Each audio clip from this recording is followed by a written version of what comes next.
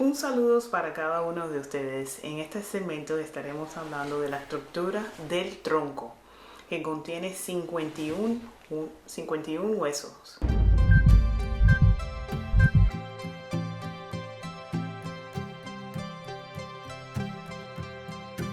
Bueno, como pueden apreciar ustedes, estamos dando continuidad a lo que empezamos anteriormente de desglosar ante ustedes la estructura ósea que tiene nuestro cuerpo. Ya hablamos de los huesos del cráneo, pues ahora nos vamos hacia el tronco, compuesto por la columna vertebral. Primero viene la cervical. La columna cervical que sostiene nuestra cabeza, compuesta por 7 vértebras. Están las 12 vértebras que son torácicas. Están las 5 vértebras lumbares. Aquí debajo también viene el hueso sacro y posteriormente el hueso coxigio, cóccix, o como también algunos le llaman el huesito de la alegría, que no es un término médico, pero también se le conoce así. También sigue 25 huesos.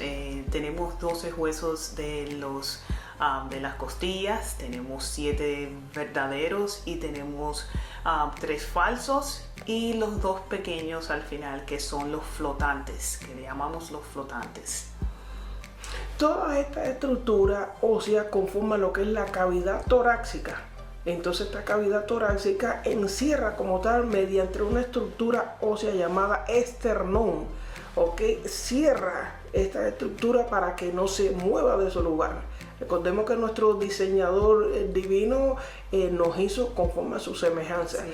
Entonces no se mueve de su lugar para poder proteger órganos que son de vital importancia, como tenemos nuestro corazón, también tenemos nuestros pulmones ahí, además de más debajo la cavidad abdominal, que posteriormente hablaremos de eso.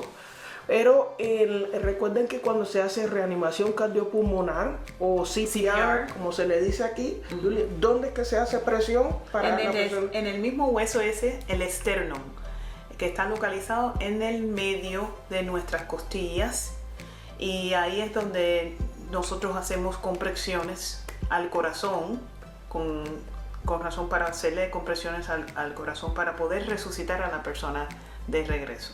Así que seguimos aprendiendo. Hay muchas más estructuras de las cuales vamos a hablar.